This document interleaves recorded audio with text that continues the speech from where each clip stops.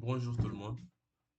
Aujourd'hui, nous allons essayer de poursuivre et continuer le devoir de POO de l'année 2022-2023. On avait déjà traité la partie 1 sur une vidéo précédente. Là, dans cette vidéo, on va traiter la partie 2 de l'exercice. Comme je l'avais dit dans la vidéo précédente, la deuxième partie concerne une liste chaînée. Noter que les deux parties sont indépendantes. Donc, la deuxième partie ne dépend pas de la partie 1. Sauf pour la structure de cette matrice, ils n'ont pas totalement de liaison. Donc là, on nous dit qu'on veut maintenant représenter la matrice creuse par une liste chaînée où chacune node comporte quatre champs définis comme suit. Ligne, indice de la ligne où se trouve l'élément, comme dans la partie 1. Colonne, indice de la colonne où se trouve l'élément non nul. Valeur de l'élément non nul. Et nœud suivant, qui sera un pointeur, l'adresse du nœud suivant, qui va suivre le nœud courant. Donc là, si on regarde bien, c'est la même chose. C'est la même matrice qu'on a ici, qu'on représente maintenant sous forme de liste chaînée. Et la liste chaînée, comme on l'a dit ici, va être constituée de quatre champs. Ligne, colonne, valeur et suivant. Donc là, on voit que si on parcourt cette matrice, la première valeur non nulle qu'on va avoir, c'est 3. Donc, on va récupérer ces coordonnées, ces indices suivant la ligne, la colonne et sa valeur. Et après, la deuxième valeur la valeur suivante qu'on va avoir, c'est 4. Et pour ça, ici, on a 0, 4, 4, 0, 4. Ici, la valeur, c'est 4, et ainsi de suite. Donc là, on peut avoir une idée de l'algorithme d'ajout qui sera l'ajout en queue. Parce que là, la première valeur qu'on va avoir, c'est 3. Après, on ajoute à la queue 4 et ainsi de suite, jusqu'à avoir la liste chaînée. Donc, ça va pas être, la logique ne va pas être très loin, juste on va s'adapter par rapport à la liste chaînée. Et la liste chaînée, c'est comme on faisait en Algo 3. C'est une liste chaînée normale qui a des valeurs et, et on adresse sur le suivant. Donc là, on nous dit d'écrire la classe matrice creuse, de la réécrire, mais cette version avec une liste chaînée. On nous dit d'écrire la classe matrice creuse et son implémentation matrice creuse en CPP. Elle comportera un constructeur. Donc là, on va regarder quelle donnée membre on aura. Normalement, la donnée membre, elle va être une seule donnée membre. Ce sera le pointeur sur la tête de la chaîne. Bon, c'est ça. Pour une chaîne, on a juste besoin de la tête. Après, si on a la tête, on peut parcourir pour avoir les autres éléments. Donc là, le constructeur, ce sera la tête de la chaîne. Un pointeur sur la tête.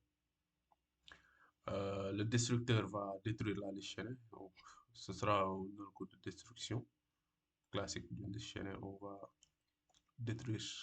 On va prendre un courant, on va le mettre là, on va le mettre dans une variable temporelle, faire avancer le courant et détruire la variable temporelle.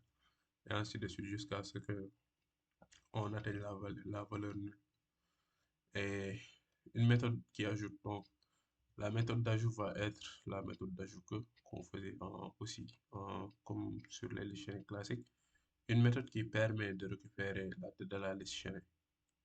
Donc là, ce sera un getter de la tête de la liste chaînée. Donc on va retourner la tête de la liste chaînée. Et une méthode d'affichage donc pour afficher la, la liste chaînée en fait. Donc là,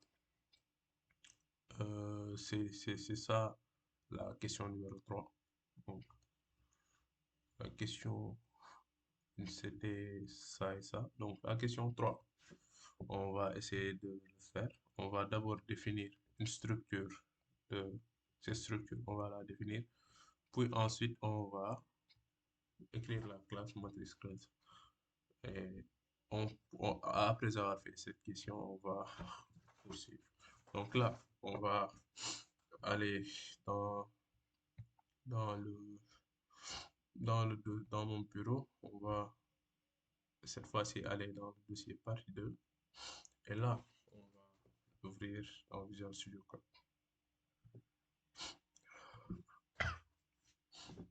Maintenant, là, on va créer les fichiers matrice creuse.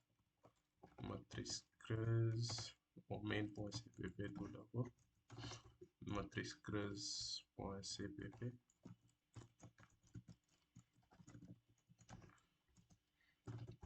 Et matrice creuse.h.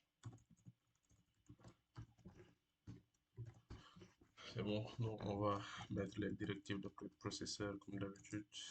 Is if not defined matrice creuse, define matrice creuse h. Voilà, c'est ça. Ça notre constante qu'on va définir là. Si c'est pas défini, définir là. Indif. C'est ça. Là, on a écrit nos directives de processeur. Maintenant, on va définir. Ça. On va définir la structure du nœud. Donc là, je vais faire struct nœud. Alors, la structure du nœud va être constituée de quatre la ligne. Donc, on va faire int l'indice de la ligne, la colonne, la valeur et un pointeur sur le suivant. Donc, c'est nœud, struct nœud, étoile suivant. Voilà. Là, c'est bon. Donc là, on a créé cette structure qui va représenter un nœud. Et maintenant, la classe matrice creuse va avoir comme données membre un pointeur sur un nœud qui va être la tête. C'est ça.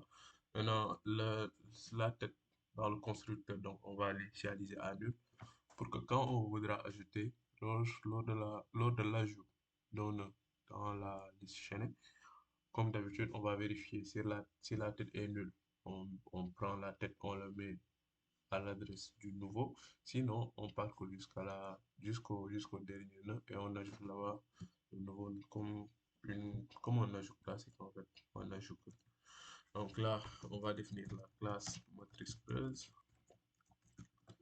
La classe matrice creuse. Alors, comme données membre private, ça va être la tête. Un pointeur sur un nœud.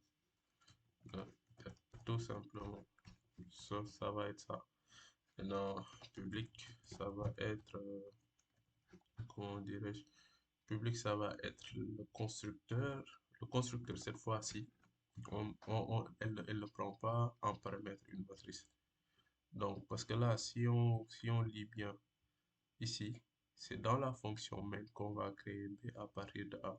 Donc, certainement, on va parcourir la matrice B. Et pour chaque valeur non nulle, on va appeler la méthode ajoutée. On va appeler la méthode ajoutée de l'objet matrice creuse qu'on va créer. C'est comme ça qu'on va ajouter les éléments. Mais on ne va pas créer cette fois-ci. euh, on va pas mettre les valeurs de la matrice B, les valeurs de la matrice A directement dans la liste. On va tout simplement le mettre à nul et faire l'ajout va être géré dans la méthode ajoutée. Donc là, c'est pour ça qu'ici, on va prendre un constructeur matrice creuse qui ne prend aucun paramètre. On va mettre le destructeur qui ne prend jamais de paramètre. Elle va nous permettre de détruire la liste chaînée où tête est en train de pointer. Là, on va faire void ajouter. Maintenant, la méthode ajoutée va prendre trois valeurs. L'indice sur la ligne, l'indice sur la colonne et la valeur. Donc, ce qui fait qu'on va prendre trois entiers 3 entiers. Et on a aussi une autre méthode qui permet de récupérer la tête de la liste. La tête de la liste c'est en 9 étoiles, donc cette méthode va retourner en 9 étoiles. On va juste mettre return tête dans cette méthode-là. On va mettre get tête. Voilà. Alors là, reste la méthode affichage, la méthode d'affichage de la liste. Vous voyez affichage, affichage, affichage, qui ne prend pas de paramètres ici. Donc là, on a défini nos méthodes et on va ici. Là, on va aller implémenter ces méthodes-là. Donc là, je vais inclure iStream pour les affichages. Je vais aussi inclure notre matrice creuse. Et enfin, je vais faire using namespace std. Maintenant, on va implémenter le constructeur qui ne va faire qu'une seule chose, c'est matrice creuse qui va mettre tête à nul. Comme ça, dès que l'objet est créé, la tête est à nul. Pour que quand on ajoute dans le if qu'on va faire dans la méthode ajouter, on va ajouter en fonction de la valeur, si tête est nulle ou si elle ne l'est pas. Le destructeur, ce sera la destruction d'une liste classique. On parcourt et on détruit chaque. Donc là, on va d'abord vérifier si la tête est différente de nul. If tête différente de nul, ça veut dire que la tête pointe vers on, qui est une liste, qui est on de la liste. Donc là, on va prendre un maillon qui va être un courant comme pour parcourir la chaîne. On va mettre le courant qui est égal à la tête. Donc, elle va pointer vers la tête de la chaîne. Maintenant, tant que courant est différent de nul, tant que courant est différent de nul, PTR, on va prendre la valeur courante, on le met dans une variable temporelle. Donc là, on fait 9 étoiles temp est égal à courant. Maintenant, là, courant était là. On va faire avancer courant. Donc là, temp va être là, mais courant va être là. Donc là, on va faire courant égal à courant flèche suivre. Et là, une fois que temp est là, que courant est là, on va détruire temp. On va faire delete temp. Voilà. C'est ça. Maintenant là, on a, c'est là après. C'est ça,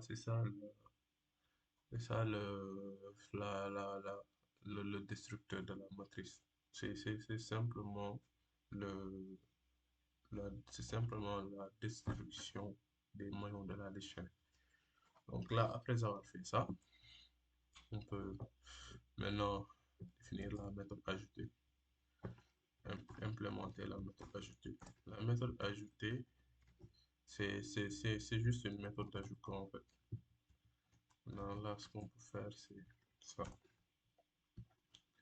Et maintenant, le int, c'est int ligne, int sur la ligne, int sur la colonne et la valeur. Maintenant, là, ce qu'on peut faire, on va créer un nouveau nœud étoile qu'on va allouer.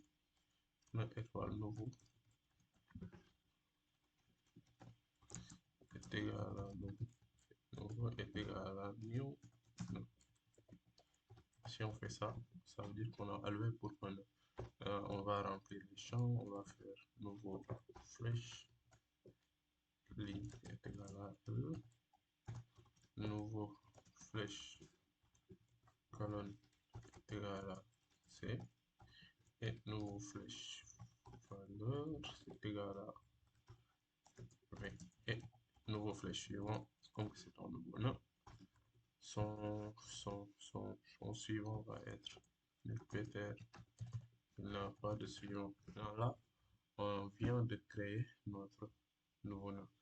Maintenant, c'est l'heure de l'ajouter. Maintenant, pour l'ajouter, qu'est-ce qu'on fait? On va vérifier si c'est le premier nœud qu'on ajoute. Donc, si tête est égal à nul ptr, on va faire if tête est égal à nul ptr. Ça veut dire que c'est le premier ajout. Donc, la tête va simplement être le nouveau nœud. Sinon, ça veut dire que là, on doit faire un ajout à la queue. Je vais faire else. Donc là, on va déclarer un courant, et doit courant qu'on va mettre à la tête. Maintenant, while courant différent de densité, while courant flèche suivant.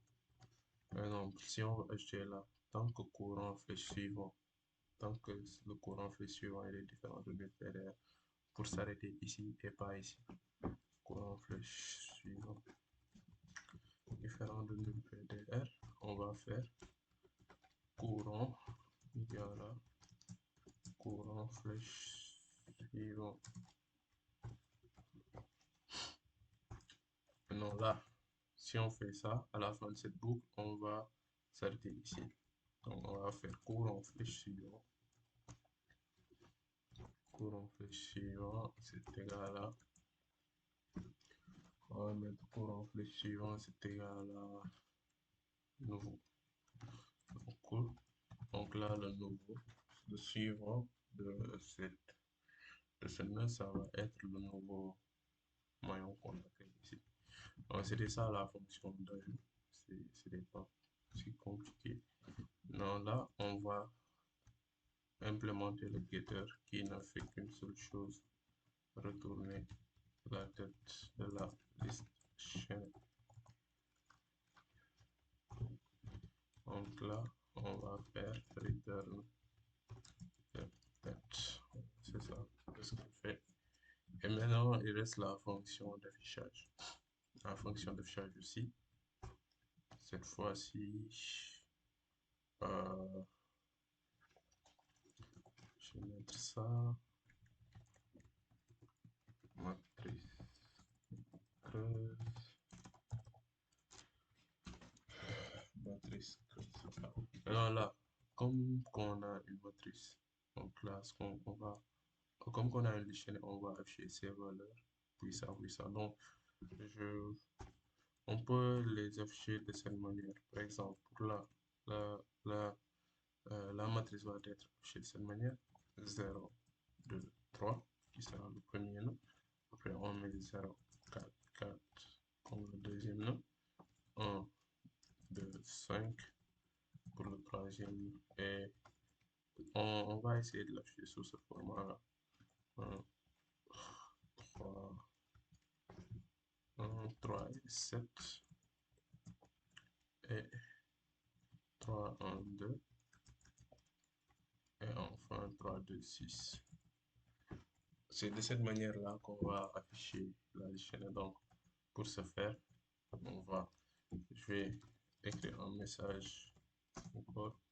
Affichage de la matrice creuse endline.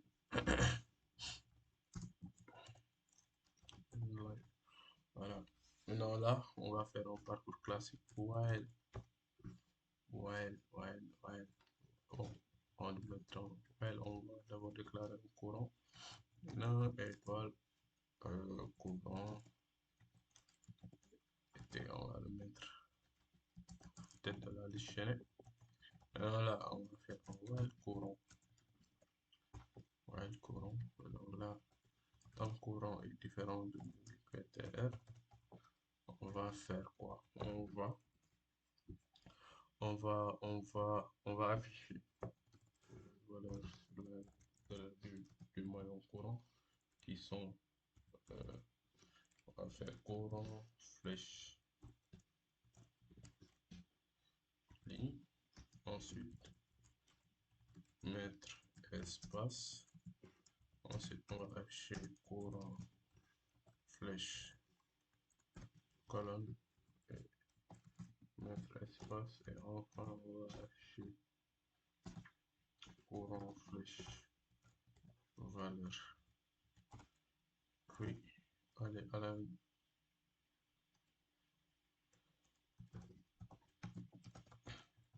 alors là on peut mettre un autre ici. Si on remarque, je suis allé deux fois à la ligne pour ici et pour aller encore à la ligne. Donc on peut mettre un autre cout pour aller deux fois à la ligne. Et ensuite on va faire, on va déplacer le courant sur le maillon suivant. Courant égale courant suivant. Voilà. Là on a affiché la, la liste. Donc là on est bon. On vient de répondre à ces trois questions. On vient de implémenter ces méthodes. Maintenant là, on nous dit de rajouter un constructeur de recopie et la surdéfinition de l'opérateur d'affectation. Donc là, il s'agit de créer de, de nouveaux méthodes qui sont le constructeur de recopie, qui va être appelé dans deux cas possibles. Le premier cas, c'est lorsqu'on veut créer un objet à partir d'un autre objet déjà existant, ou lors d'un passage par valeur dans une fonction. Parce qu'on avait appris quand on fait un passage par valeur, la fonction crée une copie de la, de la variable passée en paramètre. Donc là, c'est dans ces cas qu'on appelle le constructeur de recopie.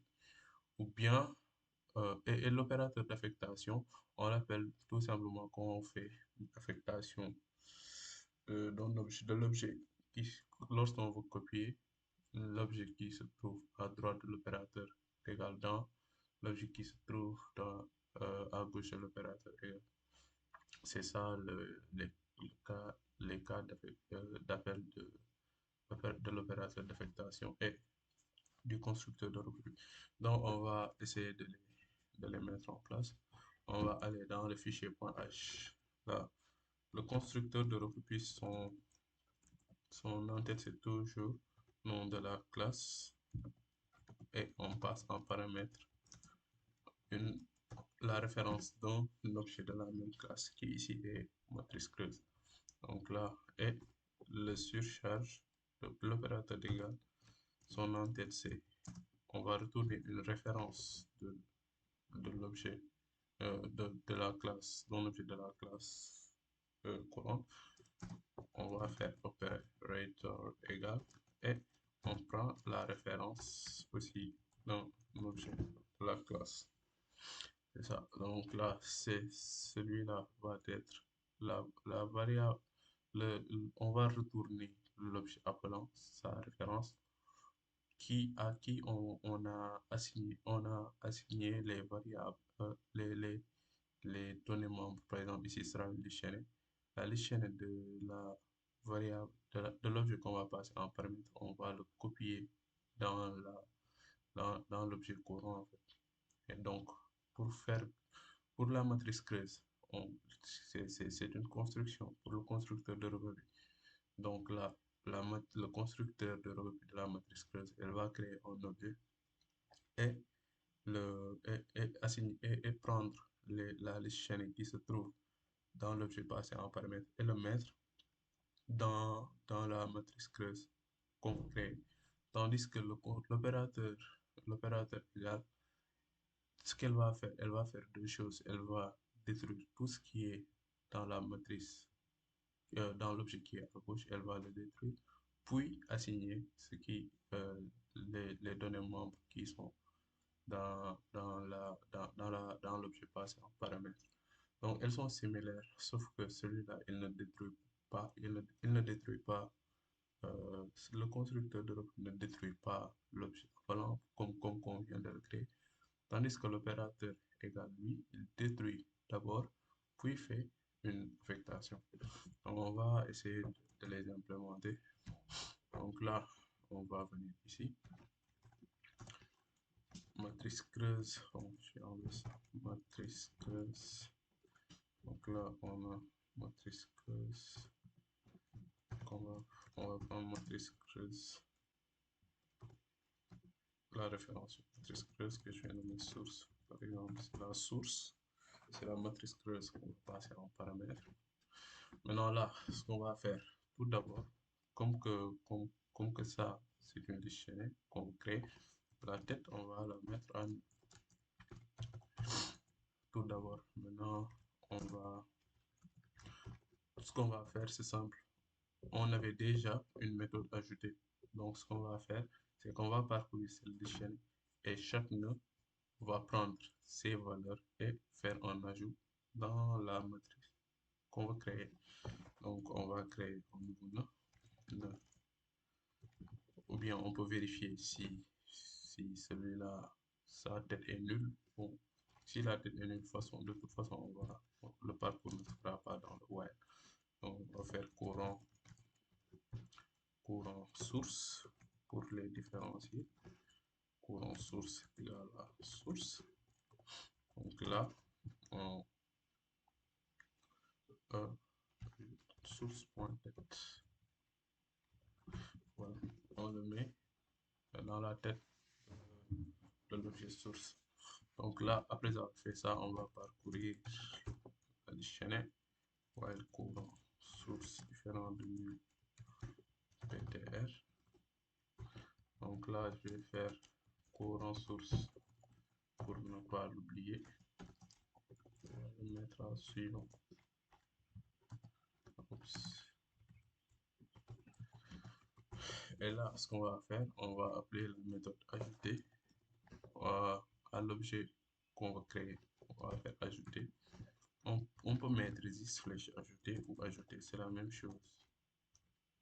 Si on fait this flèche ajouter et ne pas mettre this flèche ajouter, dans tous les cas, si on appelle seulement ajouter, le compilateur sera intelligent, il va l'appliquer à this. Donc, on peut mettre maintenant les valeurs qu'on va ajouter, c'est courant source. Ça, le premier paramètre, c'était la valeur sur la ligne. Le deuxième, c'était la valeur sur la colonne. Et la troisième, c'était la valeur. Donc là, voilà. Donc là, actuellement, il va parcourir la l'échelle source qui se trouve dans source et prendre chaque valeur et l'ajouter dans, dans, dans, la, dans la matrice creuse qu'on va créer. Et après, pour chaque nœud qu'on a déjà ajouté, on part au suivant. C'était ça le constructeur de recopie de la classe matrice creuse. Maintenant, pour la surcharge de l'opérateur égal, ici on est venu, on a directement assigné. Mais dans la surcharge, avant d'assigner, on va d'abord détruire tout ce qui est ici et ensuite faire la copie des valeurs comme ici. Donc, si on regarde bien, on peut dire que quand on va surcharger l'opérateur, la première chose qu'on va faire, c'est la destruction. Ce que fait le destructeur, exactement, c'est ce qu'on va réécrire. Puis, après avoir détruit l'objet qui se trouve à gauche, on va faire une copie de la variable qui est passée en paramètre. Donc, on peut dire que parfois, le constructeur de recopie, la surcharge de l'opérateur d'égalité, c'est la combinaison du destructeur et de, du, du constructeur de recopie. Donc là, on va faire matrice creuse, opérateur d'égalité. On va prendre matrice creuse. Ici, on peut mettre source encore.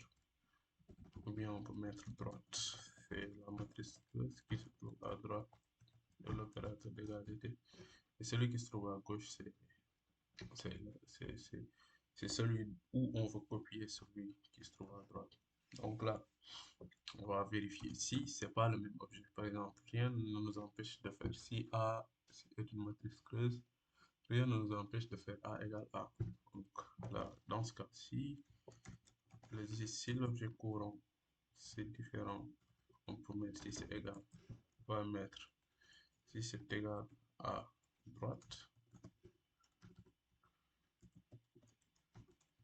comme que si c'est un pointeur, donc là, on va récupérer l'adresse de droite. Dans ce cas, on va retourner 10. On va rien faire. Et sinon, on peut mettre sinon ou on peut directement mettre parce qu'après le return, si on a ici, ça ne va pas être exécuté. Ou bien on met tout simplement else et mettre notre code. Donc là, ce qu'on va faire en premier, c'est qu'on va détruire la liste chaînée. On va détruire la liste chaînée de l'objet Apple. Donc là, c'est ici. Et donc ce qu'on va faire, c'est on va vérifier if si la liste chaînée si la tête, if this flash tête ou tête, on peut mettre this flash tête pour être plus explicite, ou on peut mettre tout simplement tête. Si on met tête, le compilateur saura qu'on parle de this. Donc, if tête différent, si c'est différent de l'UPTR, ça veut dire qu'il y a quelque chose qui se trouve là-bas. Donc là, on va faire la même chose. On va faire le même code qui était dans le destructeur. Courant égale tête. Là, non, on va parcourir. Ouais, le courant différent de l'UPTR. Non, là, tant que courant est différent du pointeur nul, on va prendre une variable temporelle. Temp est égal à courant. On déplace le courant flèche suivre.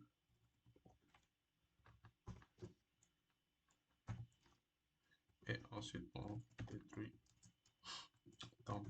Voilà. Alors après, si on, après être sorti d'ici, on peut mettre tête à nul pour faire les ajouts. Là, on peut même le mettre ici parce que si on n'entre pas, tête sera déjà nul. Donc là, je vais le mettre ici.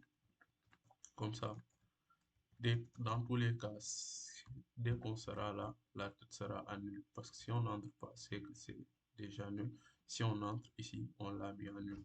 Donc on va maintenant faire les ajouts. On va faire les ajouts. Maintenant, pour faire les ajouts, j'ai besoin d'un courant. Là, le courant là ne va plus exister parce qu'on l'a déclaré dans le if. Si on déclare un courant dans le if, dès que le if se termine, ce courant là va être détruit. Ou bien on crée une autre variable. C'est plus simple pour ne pas créer d'ambiguïté. On va le mettre à la tête. On va parcourir la chaîne qui va se trouver à droite. Comme dans le constructeur de recopie, ce sera la même idée. On va parcourir la chaîne qui se trouve dans source et faire des ajouts. Donc là, ce sera droite, point, tête, la tête de l'objet qui se trouve à droite. Là, on va faire while q, différent de PTR. Et là, je vais faire q égale q suivre. Après ça, avant, donc ça c'était pour ne pas l'oublier. Là, je vais faire des ajouts.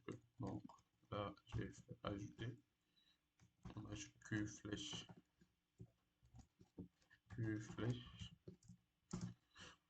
ligne, q flèche colonne et q flèche. Voilà. Donc on a détruit ce qui se trouvait à gauche et on a pris les valeurs qui se trouvent à droite et on les a mis dans l'objet qui se trouve à gauche. Après avoir fait ça, on va retourner 10. On a return error 10. C'est ça. Donc c'est ça la surcharge de l'opérateur d'égalité. Et là, donc on a terminé cette question. Maintenant, on va ajouter une fonction main qui crée B à partir de A. Tout d'abord, on va faire ça. Donc là, je include IOStream.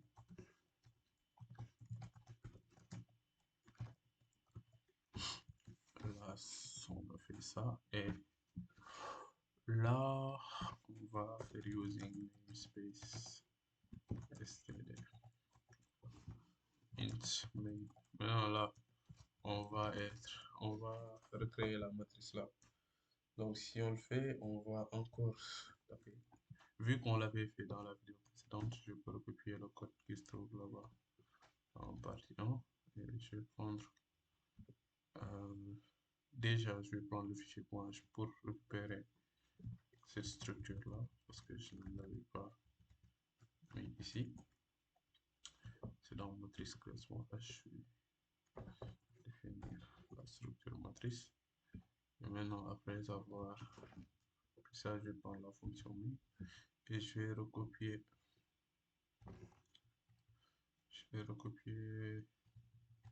la matrice là. Et je vais le mettre dans le main pour qu'on ait encore cette matrice là. Donc là, si je fais ça, là on a la matrice là, cette matrice. Donc si on compile actuellement et on exécute, on va afficher cette matrice.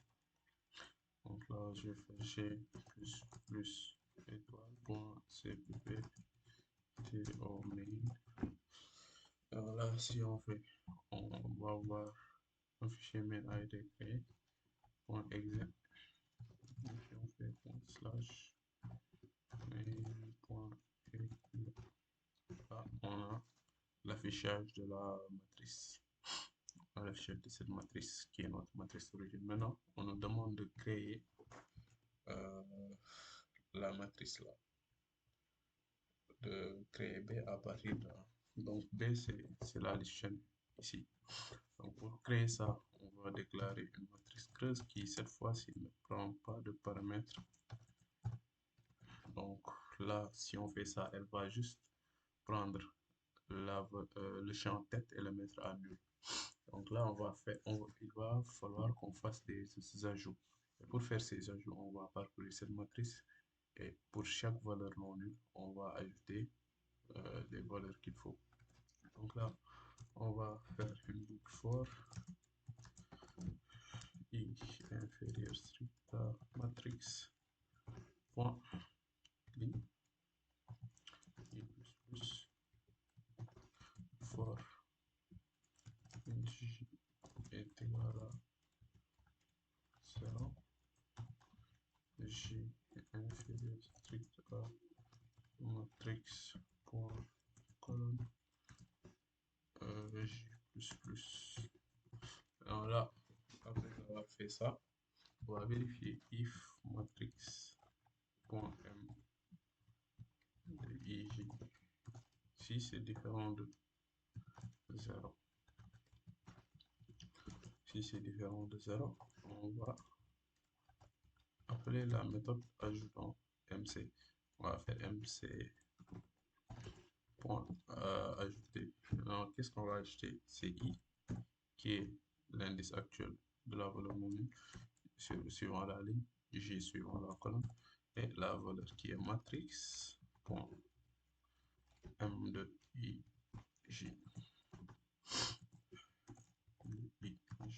Voilà. Là c'est bon, on vient de créer B à partir de A, et là on peut essayer d'afficher la matrice MC.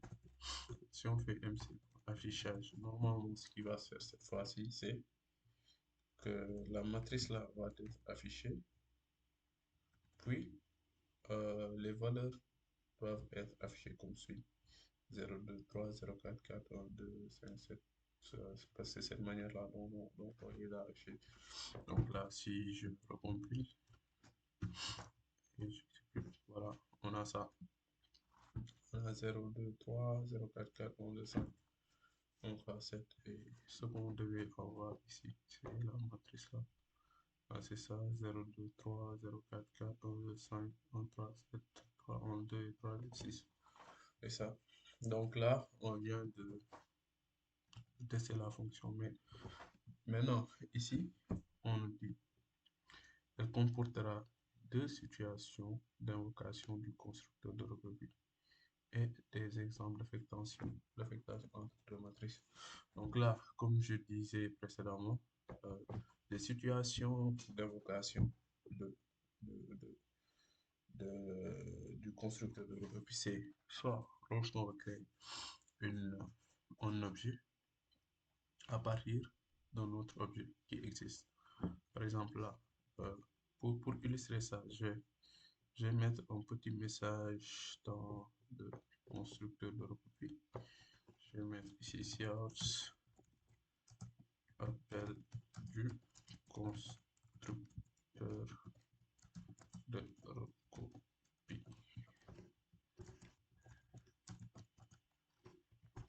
Alors là, si, si je si on va essayer de créer une matrice, notre matrice qu'on va appeler copie. Et je vais passer en paramètre MC. Donc là, normalement, on va prendre ce qui se trouve dans MC, on va le mettre dans copie.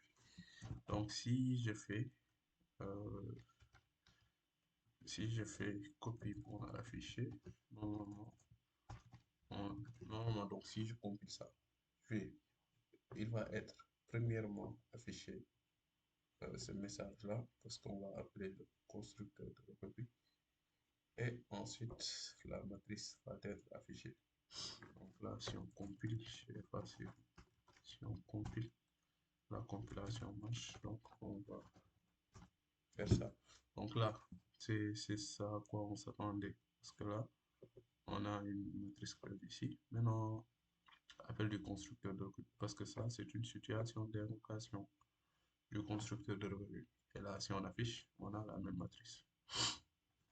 Maintenant, l'autre situation, comme je disais, c'était une fonction qui ne fait pas partie, par exemple, de notre classe matrice et qui fait quelque chose, qui prend un paramètre de constructeur de recopie, qui prend en paramètre une matrice creuse et qui fait quelque chose avec cette matrice. Par exemple, je propose qu'on fasse une fonction qui n'a aucun rapport avec notre classe, mais qui calcule, qui prend en paramètre une matrice creuse et calcule la somme de ses valeurs.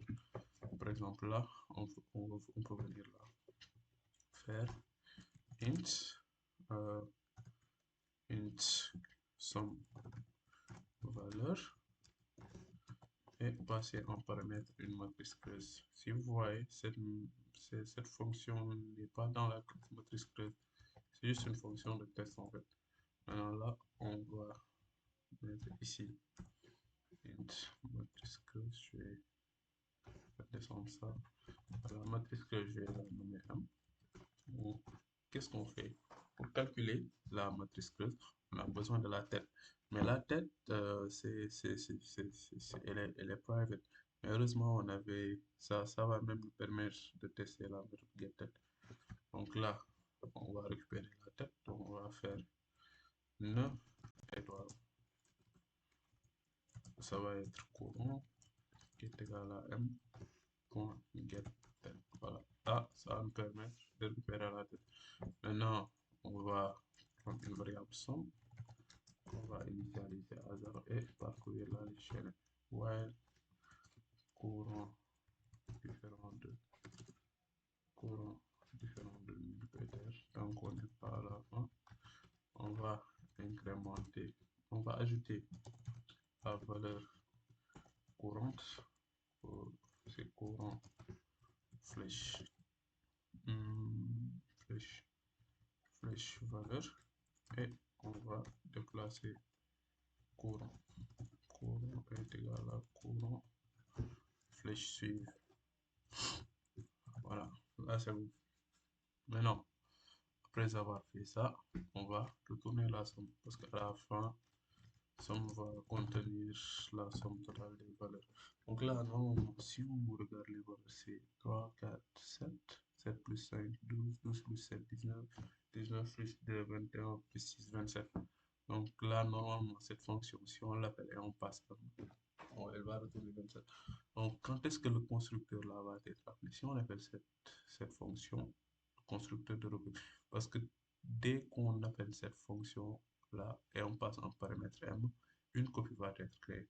Et cette copie qui va être créée, elle va être créée en utilisant le constructeur de requête. Donc là, si j'affiche, si je veux afficher la valeur totale, donc là, je perds un cout, je l'ai déjà mis, valeur totale, totale de copie. Par exemple, si je mets valeur totale de copie, je vais mettre deux points. Je vais appeler la fonction endline, non pas endline, je vais appeler la fonction somme valeur qui va prendre en copie. Donc là, si je fais ça, normalement, ce qui va être fait, c'est que juste après l'affichage, on va faire valeur totale de copie. Après avoir, et juste là, ce qui va être appelé, c'est la, c'est la fonction là. Mais la fonction là, elle va, comme qu'elle va appeler le constructeur de la copie, ce message là va être affiché. Ce message va être affiché et juste après l'affichage de matrice creuse, la valeur 27 va être affichée. Donc là, si je compile et que j'exécute, voilà, c'est ça. Donc, ouais, si on met valeur totale de copie, mais ici on a appel du constructeur de copie. Parce que la fonction matrice, la fonction somme valeur, va créer une copie. Et ça appelle le constructeur de copie. C'est ça. Maintenant, on va tester la, la situation d'évocation, d'affectation entre deux matrices. Maintenant là, ce qu'on peut faire, on va créer une autre matrice creuse que je vais nommer affectation, par exemple. Alors, affectation au début, rien ne s'y trouve. Alors, je vais faire affectation, affectation est égal à copie. Si je fais ça, c'est dans ce cas que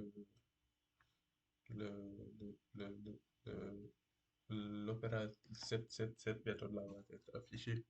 Donc là, on peut encore afficher le message ici. Je vais copier celui-là.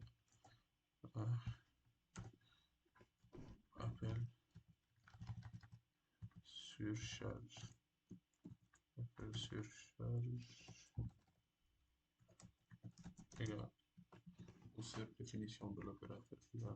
Donc là, si on fait ça, la, la, la, la, la, la, la méthode de surcharge de l'opérateur égal va être affichée. Si on affiche affectation, ce sera la même matrice qui va être affichée. On va tester ça. Si tout se passe bien, c'est ce qui doit se passer. Oups, là, j'ai pas compilé. Compilé et j'exécute pas. Maintenant là, après avoir affiché la valeur 27, on appelle, comme qu'ici on a fait, je vais réduire ça, comme qu'ici on a fait, après avoir affiché la valeur 27, on a automatiquement créé un objet, puis on l'a affecté. C'est pour ça que la surcharge de l'opérateur égal c'est fait. Donc si on affiche affectation, donc c'est affectation qui va recevoir ce qui est dans copie. C'est pour ça qu'ici on a encore les mêmes valeurs 0, 2, 3, et ainsi de suite. Donc c'est ça. Là on a testé la fonction, mais donc il reste la dernière question. Et la dernière question c'est serait-il possible d'avoir une surdéfinition de la méthode d'AVI qui permettrait d'insérer tous les contenus d'un seul coup? Si non, dire pourquoi, si oui, dire pourquoi. Là, c'est possible de le faire. Et l'idée de cette question, c'est, par exemple, si on veut si on veut insérer des éléments, de les faire d'un seul coup. Donc, c'est quoi les éléments ici? Les éléments, c'est ces trois valeurs-là. Ces trois valeurs. Ligne, colonne et valeur. C'est où c'est ici? C'est ligne, colonne et valeur. Maintenant là, pour les insérer, normalement, cette question voudrait dire qu'on va subitement mettre beaucoup de lignes colonnes valeurs à la fois et d'un seul coup. Pour ça, on peut utiliser les, les opérateurs sur les flux et retourner une référence comme on avait l'habitude de le faire. Maintenant, l'idée, c'est, par exemple, on ne peut pas venir, par exemple, si on a affectation, par exemple, l'idée, c'est ça. Maintenant, on ne peut pas mettre un, par exemple, si on met un ou un 2 et 3 normalement, on peut avoir l'idée de si on met un 2 et 3 de dire que donc la première valeur un hum, le, va être l'élément. C'est comme si on va avoir un élément, ligne, colonne, valeur qu'on va insérer et un va représenter la ligne, 2 va représenter la colonne et 3 la valeur. Mais là, elle ne comprend pas parce que si on met 4, le 4 va symboliser quoi? On ne sait pas. Donc le mieux, c'est de créer un type qui va contenir ces trois-là, qui va contenir ces trois. Et à chaque maintenant, si on a ce type, par exemple, le type, c'est, on peut le nommer, je sais pas, non, on peut le nommer LCV par exemple. On va mettre struct LCV. Maintenant, LCV, elle va tout simplement contenir ces trois, ces trois champs, ligne, colonne, valeur. Maintenant, là, si on a une variable de type LCV, euh, j'ai LCV1 par exemple, que j'ai créé. Si je fais LCV1, LCV1 point ligne, si je mets égal 1, LCV, LCV1 point colonne, si c'est égal à 2, LCV, LCV1 point valeur 3. Là, si on met ça, l'idée, ce sera de faire, de placer ici LCV1. Donc, là, si on met LCV1, tac, il va ajouter LCV1 dans la liste chaîne d'affectation. Donc, si on avait LCV2 aussi, si on avait LCV2, on pourra l'ajouter d'un seul coup lui aussi, parce qu'ici, il suffit juste qu'on mette LCV2. LCV2. Là, ainsi de suite, on aurait pu mettre LCV3 et LCV jusqu'à LCVN. Et ça, c'est pour ça que nous disons qu'il est possible d'avoir une cellule qui permet d'insérer tous les contenus dans ce groupe. C'est ça, tous les contenus dans ce groupe. Alors maintenant, pour faire ça, on va essayer de surcharger cet opérateur qui, dans son prototype, va retourner la référence vers l'objet où on veut insérer et prendre en paramètre le type là, type LCV1. Donc, si on a un LCV1, on va créer un nouveau maillon où on va mettre LCV, le paramètre point ligne, point colonne, point valeur. Comme dans la méthode de d'ajout, en fait. Ça va pas être long. Donc, le prototype, déjà, donc pour répondre à cette question, on aurait sinon dire pourquoi, si oui, écrire la méthode. Donc, pour écrire la méthode, on va d'abord définir le type LCV. Ça, c'est la première étape. Et là, on va faire matrice creuse commerciale. C'est ça le prototype de surcharge de cet opérateur de flux. Là, on va passer en paramètre en LCV. Là, c'est ça. Donc là, normalement, on avait une erreur, mais là, l'erreur va disparaître parce que maintenant, on a surchargé l'opérateur qui fait ça. Maintenant, là, si on vient ici, on va essayer d'implémenter cette méthode-là. Pour l'implémenter, on va mettre ça ici. Et là, je vais mettre LCV ici. Voilà. Maintenant là, ce sera juste une fonction d'ajout que. Ça sera une fonction d'ajout que. Et après, on va retourner la référence vers l'objet courant. Donc là, si on vient, on met matrice creuse. Bon, on crée on va mettre une étoile nouveau, comme dans la méthode d'ajout. Non, non. Donc là, si je mets nouveau, flèche ligne, elle va être lcv.ligne. Voilà. Là, c'est nos flèches colonne égale à lcv.colonne. Et nouveau flèche valeur, c'est égal à lcv.valeur. Voilà. Alors, le suivant, comme en haut, ça va être ptr.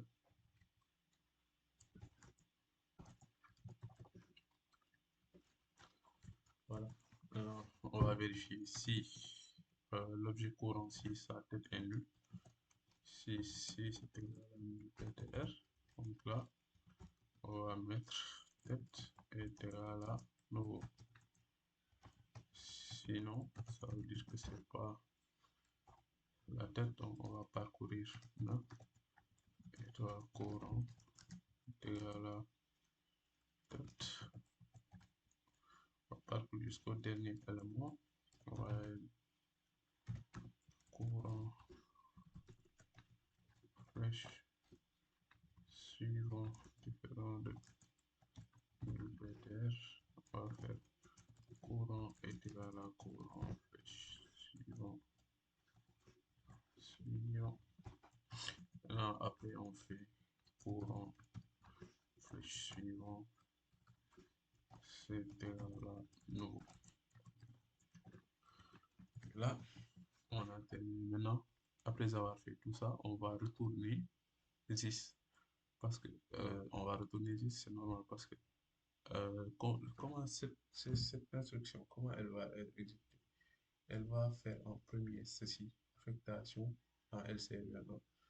Et là, si on fait ça, elle va prendre la lichenne qui se trouve dans affectation et y mettre LCV1.